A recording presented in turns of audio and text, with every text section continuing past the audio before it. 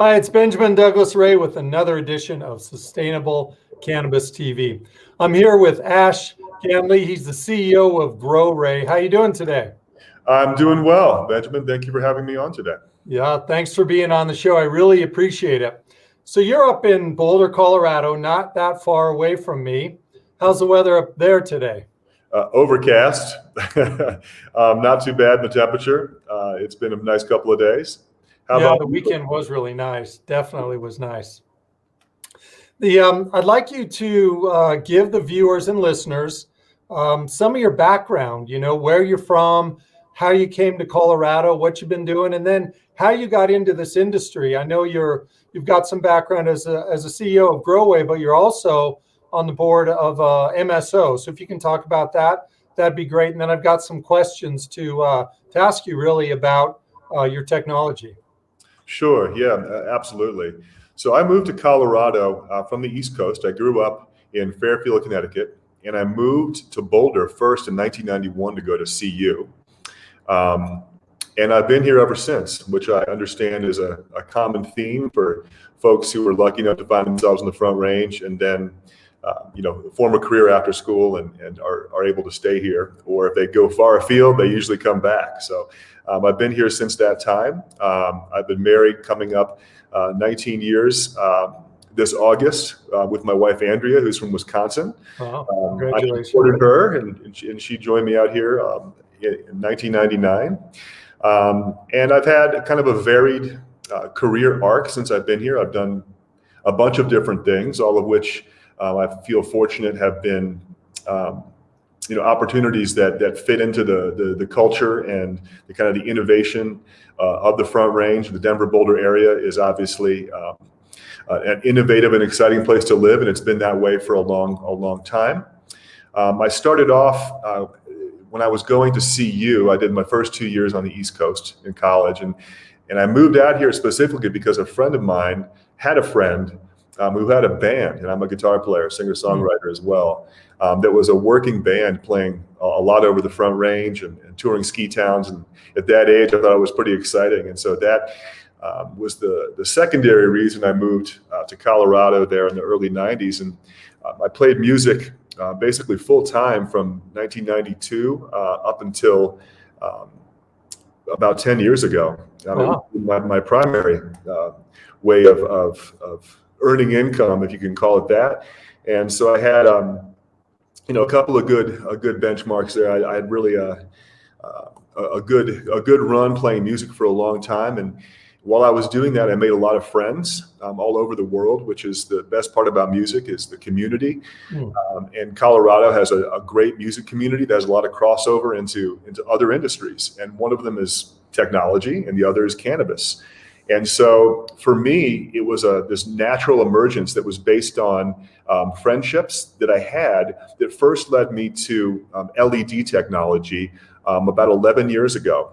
A friend of mine was kind of bugging me to explore doing business development for LED, both horticultural and regular LED, if you will, which is commercial industrial.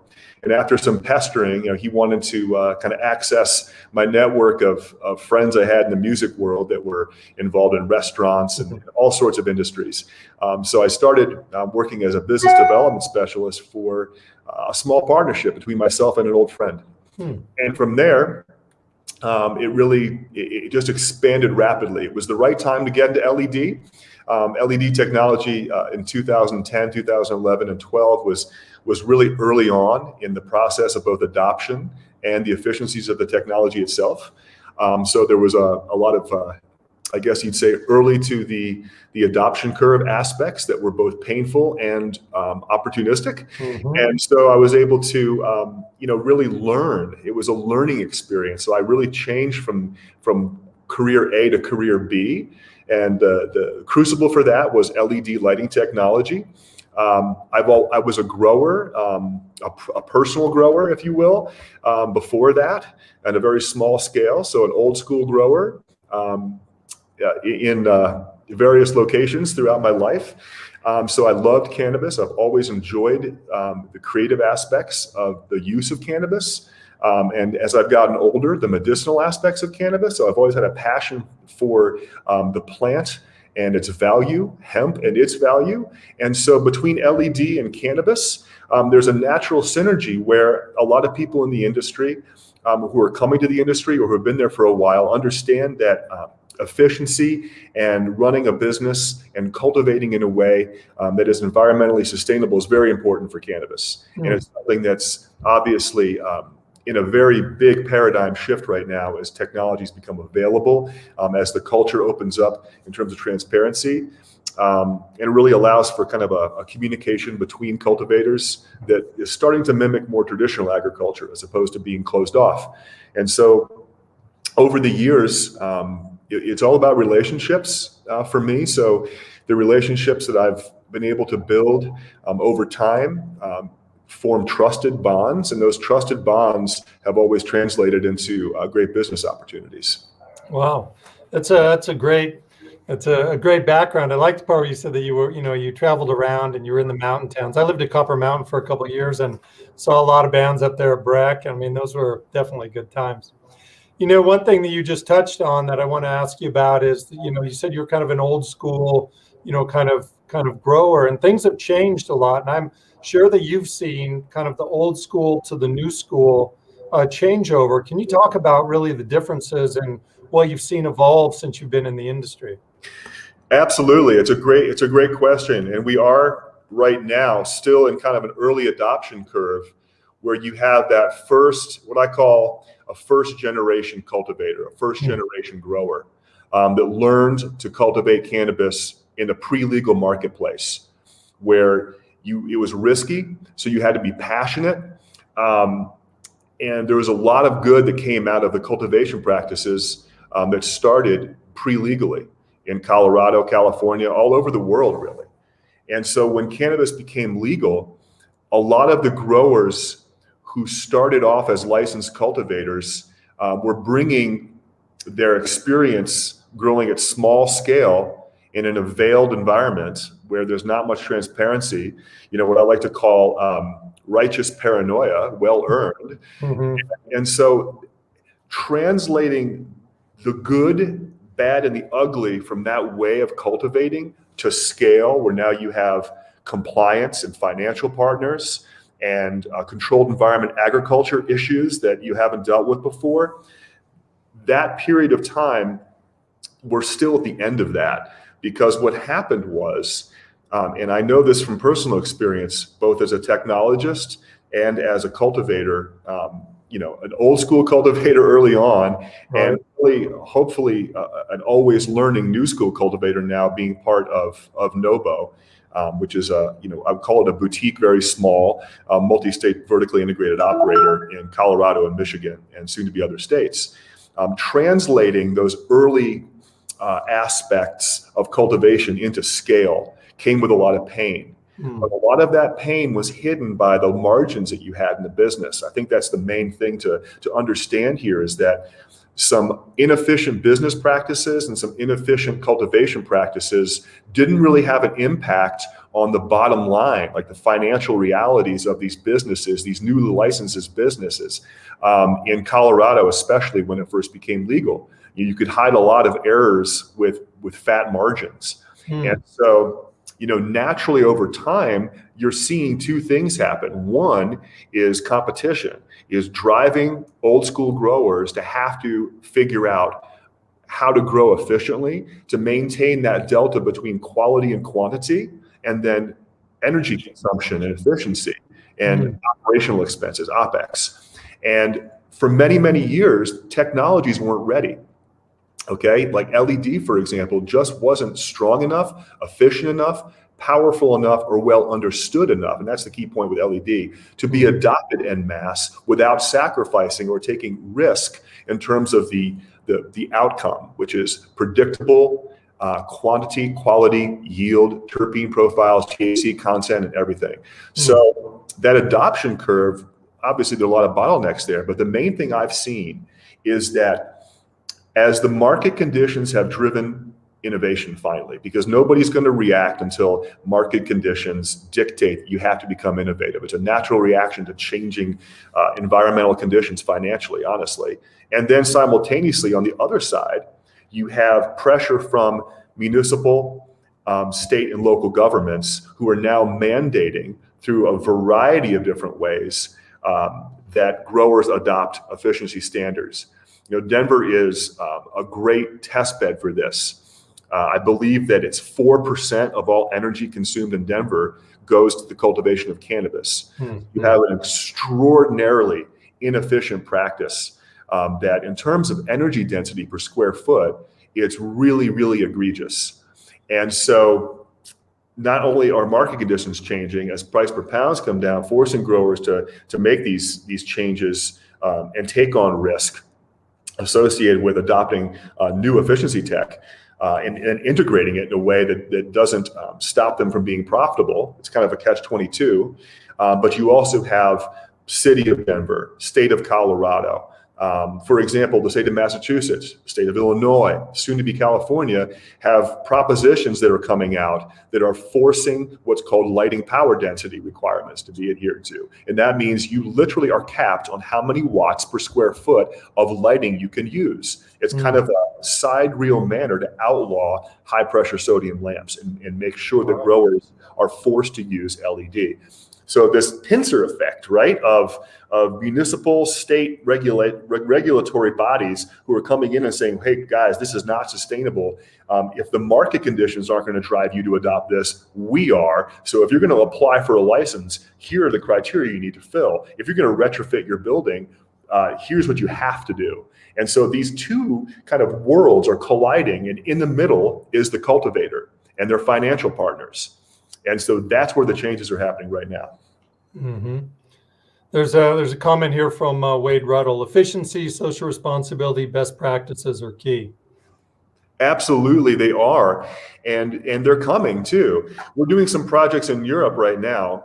For example, this is what's coming to us. The farther we get towards federal legalization, which is an inevitability depending on the will of the people and how that will gets translated through our government, which is always an interesting proposition. I'll just say that.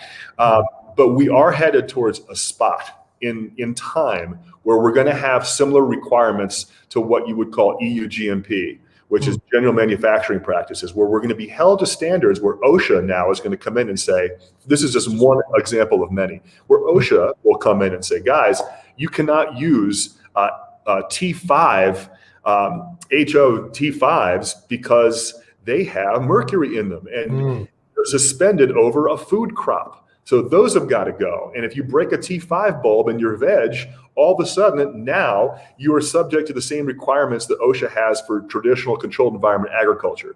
And it's tough. Like, look at California laws regarding that. That's coming to cannabis in phases, but sooner than people think. So getting ahead of that curve, so it's not a big shock economically to cultivators, I think is really important. It's something that we see as being incredibly important now, as opposed to being reactive to it in 1 to 5 years when these forms of regulatory compliance just get steroidally enhanced and force everybody to at the flick of a switch to adopt these things. That can be a shock to your business, a shock to your cultivation practices, a shock to how you staff, who you hire, what your business practices are, everything, utility companies, all of it. So it's coming in phases. You can see it.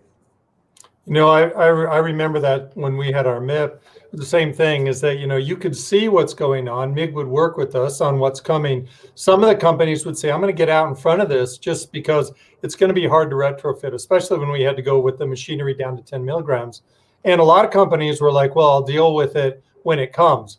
But we all know from being in this industry that if you wait, you're going to be out of luck. It's way too hard to catch up once they do it, not only for you and the money you're going to have to spend, but you're going to be that much farther behind your competition.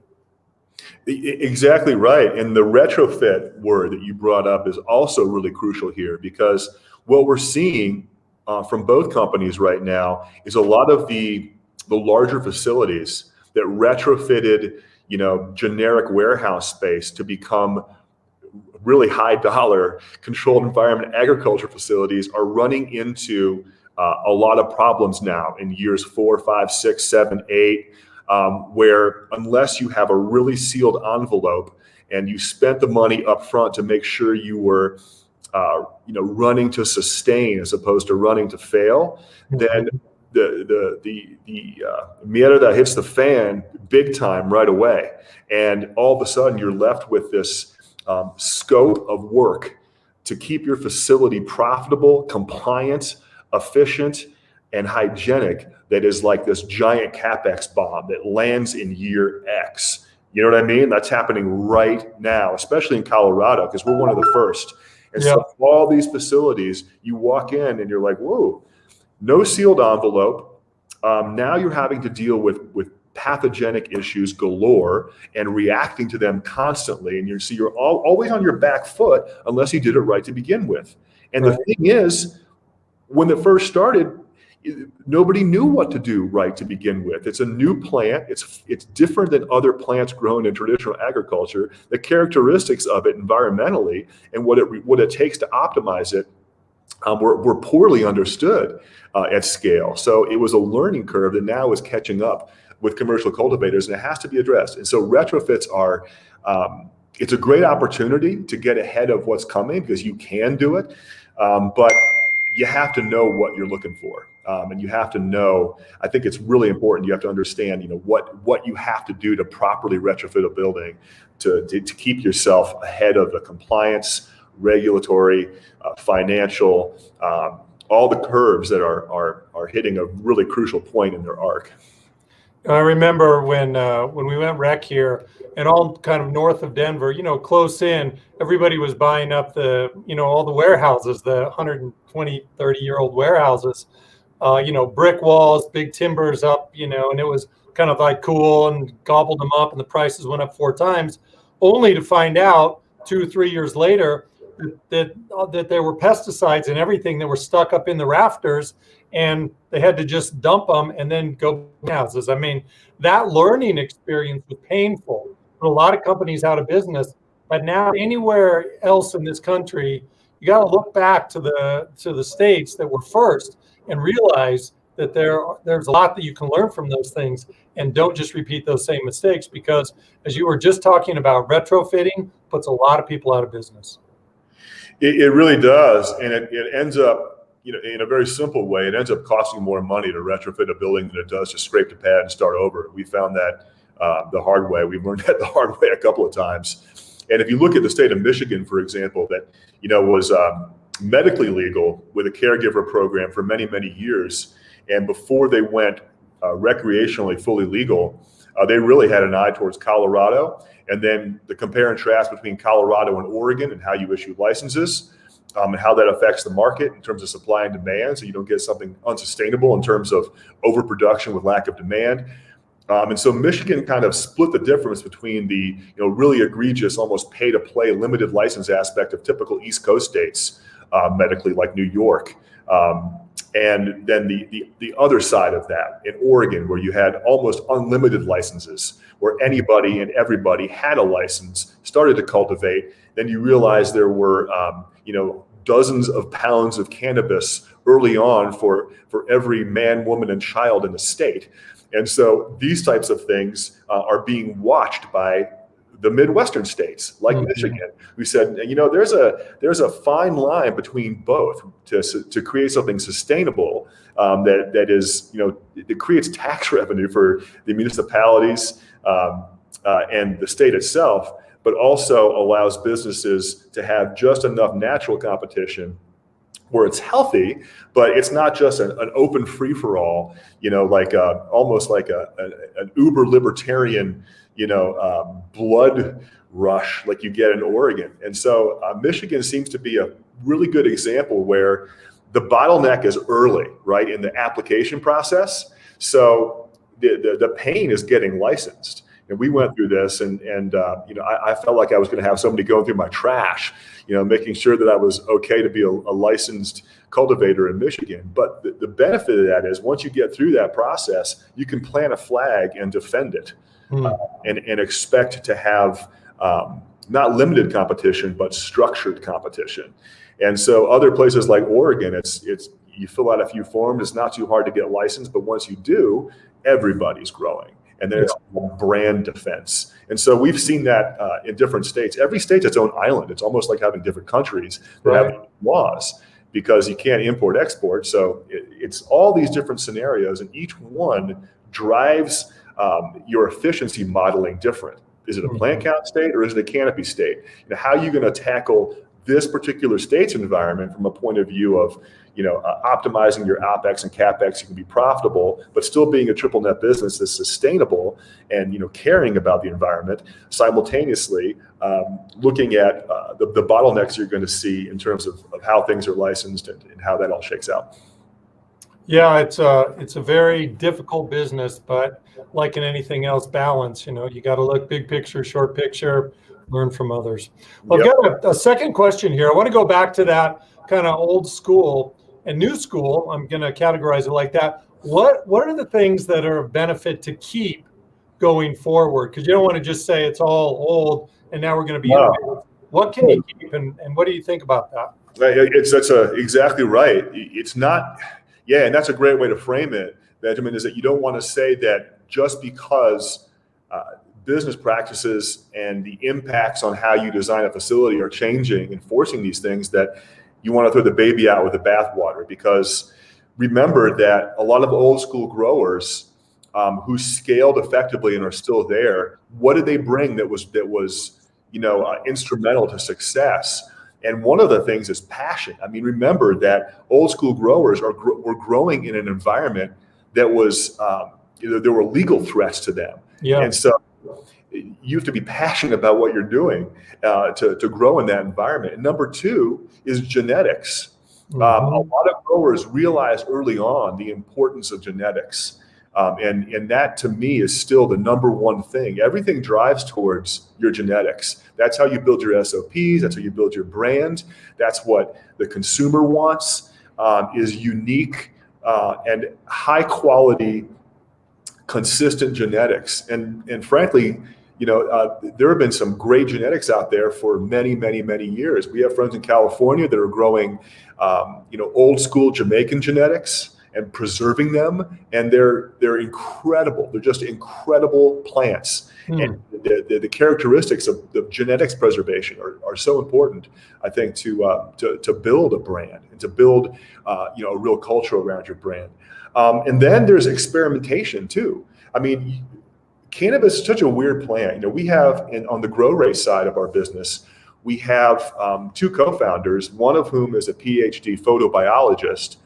And we butted heads a lot because there aren't too many analogs for how to attack cannabis correctly from the point of view of photobiology and light, because there aren't too many analogs in traditional cultivars that have the same characteristics. At the end of the day, you're growing a plant to try to have it excrete a thick, resinous, semi-toxic compound. And there are no cultivars in history that you're trying to do that with.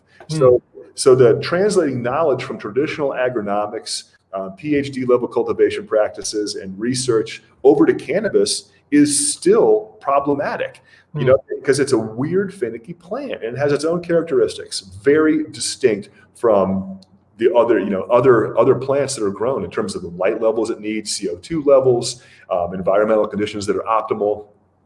So early cultivators learned by trial and error and got a lot of things right. How to train the plant, how to prune the plant and defoliate and when. Visual markers for pathogens and pests. Think about it. A lot of growers were growing in conditions that weren't sealed environments. And so every kind of mite in the world, old school growers have experienced. Every kind of version of powdery mildew and every other thing that you see that affects the plant. Those are things that old school growers have visually come to identify. And it's completely important to maintain that. Having that physical relationship with the plant, caring about it, really like loving what you do and knowing how to do it. That has nothing to do with technology. It has to do with the plant itself. And so much good has come from the history of those old school growers when it comes to that. It's everything in moderation and balance, I guess. I've got a couple questions here that I'd like to read here for the viewers. This one's from David. So, how do you overcome the fear of change? My least favorite adage, period, is if it ain't broke, don't fix it, which means we wouldn't even be viewing this on LinkedIn. So, how do you overcome the elements of resistance to change and getting people to adopt and embrace change, evolve or die, because ongoing trials will take forever? Yeah, that's a great question, and that you nailed it on the head with that question too. Us learning how to do that has shown us three basic things. There's three ways that are each distinct and really germane. Number one is transparency and partnerships. So we have two companies. One is a technology company that focuses on LED for cannabis, and the other is an actual operator that's vertically integrated in two states. And so that partnership between the two, what we've decided to do is be really open about our results to the point where we say, you know what, if you're interested in purchasing GrowRay technology, for example, for your business, come to our cultivation site in Benton Harbor, Michigan, for example, and tour it, talk to our growers, and learn like in the facility, see, experience it. Because seeing is believing. It's the only thing that works. And trials do take forever. You can't get good data that's actionable by doing one turn. You've got to do 2, 3, 4 turns, depending on your cultivars. Number two is that those partnerships also extend to GrowRay clients. We're trying to build a family here as an LED company that really that is also equally transparent in terms of, hey, look, we want to help you in other ways. We don't want to just drop off lights and have you learn how to use them. We want to help in other ways. Can we introduce you to different relationships to sell your product? Would you like to talk to Nobo about working with us on a retail footprint? It's building an ecosystem where those growers too will say, hey, you know what? You guys have done right by us. We're happy to have people come and look at our environment, to come into our building, to come into our facility and see what your lights are producing, for example, or what HVAC situation's working, talking to growers, being open. That's the main thing, is that transparency that we have seen. And so number three is sharing of data. And that's something that gets tricky. I think a lot of people feel that it's really important to have kind of a false sense of secret sauce, as I guess is the way I like to call it. It's when you have a cultivator that thinks they've cracked some magic code, and if they share that with anybody, they're giving away the company store or some trade secrets. Yeah. And I'm just being honest here. I've been at this a long time. That's just not true. Yeah. A lot of people have great little. At the end of the day, if you're serving your genetics in the most efficient way possible, that's your secret sauce. It's business.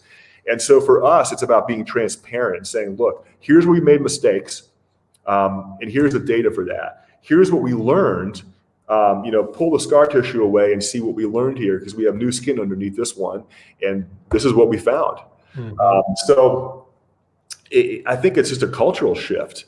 And so for us, and we're a small business, and we're not an international company by any means at this point. We are, but we're not a conglomerate. We're a small, organically grown business on the tech side, and being able to bring people into facilities to show proof of concept as success projects is probably 80% of it from those 3 points. Great. Well, I've got another question here from Nisha in California. This one here, let's see, I locked up here.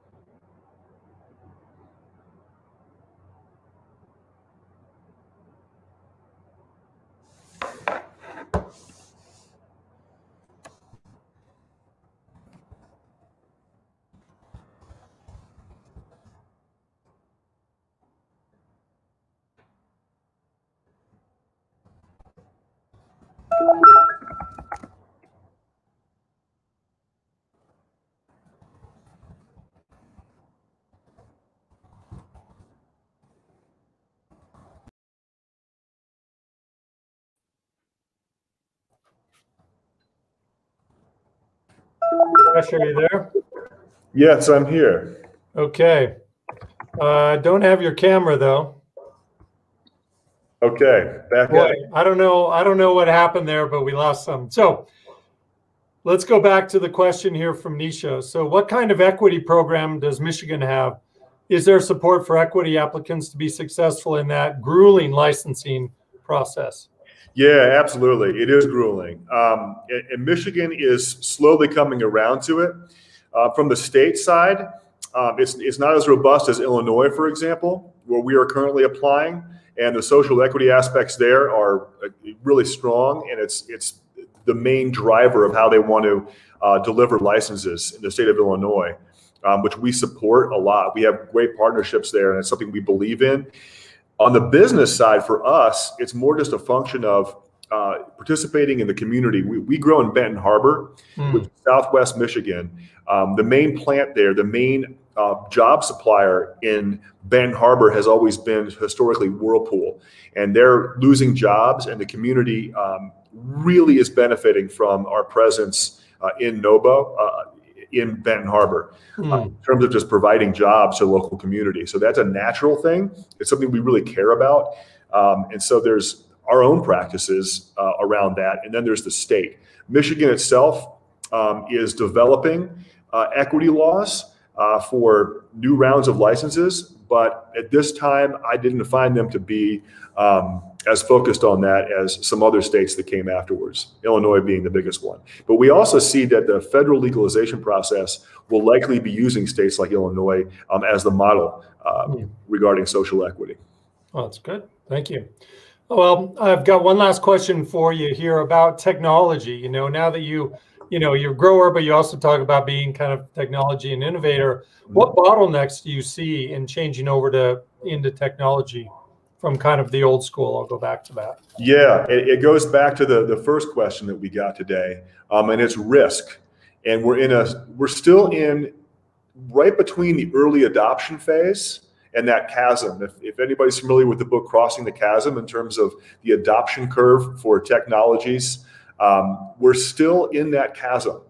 Even though it's changing rapidly. Like this year and last year have really been a crossing of that chasm, but it's still risk. And you still have this relationship between old school cultivators who bring a variety of good things, genetics, years of experience, to different financial partners who really dial in with them. So the relationship between financial partner and old school grower is based on the financial partner wanting to make sure they have somebody who knows what they're doing, and that's the way they avoid risk. But the grower knows they've been doing something for so long the same way. That's how they got the gig, and that's how they raise the money to scale, and they don't want to change. So that ecosystem, we see it all the time. Financial partner, old school grower, and there's a very specific culture in that kind of two-way street of that ecosystem that is definitely a bottleneck, because now you've got to convince somebody to take on new technologies that have staked their career and their reputation on raising money to do things the way they've always done it, right? That's tough. That's not easy. And there's not a one-size-fits-all solution for that. You got to show, you got to prove it. So we show it as growers, we prove it. We're not in every state. We're a very boutique, small MSO, and MSO is almost a misnomer because we still feel like we're startup, or kind of have a scrappy startup mentality towards this. But at the end of the day, the reality is that transparency and communication, seeing is believing, seeing other growers being successful on LinkedIn, Instagram, culturally, with relationships. It's just very true that at the end of the day, the proof is in the pudding, whatever that phrase means. Yeah, right. But it really is in the pudding. And the pudding is, hey, I made a batch of pudding. I proved it. Here's another batch of pudding. So it's organic. It naturally happens. And we have enough now history. We have enough history now where there's enough data from different growers that says, okay, look, if you use this kind of HVAC system paired with this type of LED, paired with this type of SOPs regarding how you prune, maintain, feed, and run your environmentals, you're going to get 75 grams a square foot. And here's 3 turns to show it. Here are the Instagram pics to prove it. And so it happens naturally and organically. You can't rush some people, but to me, it's about data and it's being transparent. It works. Yep. Yeah, the facts. It's all about the facts. Right? Exactly. The numbers don't lie. That's and people right. who are in business long enough to show it and they survive through all the ups and downs, that the survivorship is also a big vetter, of what works and what doesn't. That's right. That's right. Well, great. Well, I want to wrap it up here with, why don't you tell the viewers and listeners how they can get a hold of you, what your website is, and then finally tell us, what you're excited about working on this coming year. Sure. And Benjamin, thanks so much for having me on today. I really appreciate it. You're welcome. It was a great opportunity to talk with you and get to know you a little bit. And I hope your viewers got something of value out of this. The best way to get in touch with me, I just put it on the private chat section up here on the right of the screen. It's ash@growray.com. That's GrowRay.com. And that's also our website, growray.com. Great. So I'm Ash at GrowRay. And you can reach out to myself or anybody on my team if you have questions about technology, lighting technology, or cultivation in general. We're happy to do that. We're a very consultative group of people who all have growing experience ourselves. So we're a different kind of technology company. For this year, what I'm excited about, greenhouses in California, I'm excited about, to really be specific. With the changing laws in California in terms of how many watts you can use per square foot to grow cannabis, there is a huge kind of surge, a tide, if you will, of adoption of LED technology into the greenhouse cannabis space in California. And we have some patents and some very specific IP that we developed over the years that are specific to greenhouses. So we're very excited about that state. Exciting. A lot of good stuff going on. Yeah. Thank you, Benjamin. I appreciate it. Yeah, it looks good. Well, I look forward to talking to you, and we'll talk to you soon. Okay, great. Thanks. All right.